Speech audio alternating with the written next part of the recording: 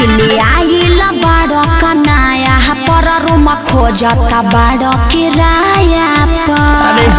अरे बोलो दिल्ली आइल बाड़ कनाया पर रूम खोजता बाड़ किराया पर। तो दे दो काम करी हो न कवनो दुना मारा बुझला।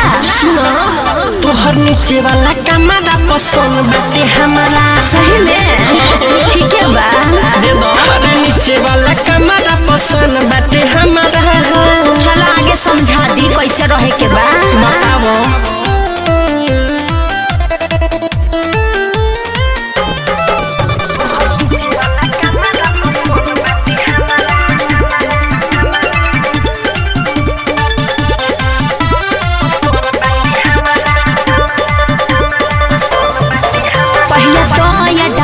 तबे लागी तो हर चांस हम होई गाए कारे हमसे कोरी हद में। अरे ऐसे कैसे हो एडवांस तो दे वही के पड़ी। पहले तो एडवांस तबे लागी तो हर चांस हम होई गाए कारे हमसे कोरी हद में। चुप रह काहे बारो पढ़ावत मुहावरा। अरे ऐसन बात नइखे हो तोहर नीचे वाला कमरा पसंद बाटे हमारा। ठीक है बा दे दो मिल जाई रे नीचे वाला कमरा पसंद बाटे हमारा। चल एडवांस लावा हो जाई तो ले लो तैयार बनी।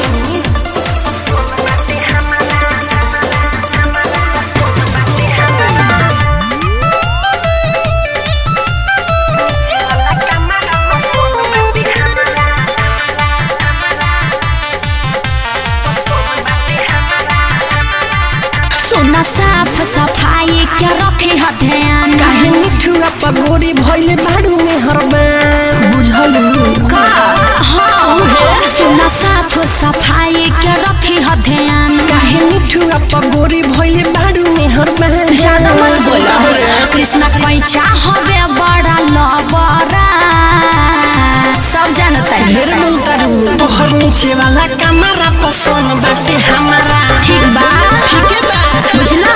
हाय हाय नीचे वाला कमरा पसंद बाटे हमारा। एडवांस लावा हो जाई ठीक है बा दिल्ली आइल बाड़ कनाया पर रूम खोजता बाड़ किराया पर। तो दे दो काम करी हो न कवनो दुना मारा बुझला। सुनो तोहर नीचे वाला कमरा पसंद बाटे हमारा। सही में ठीक है बा हाय हाय नीचे वाला कमरा पसंद बाटे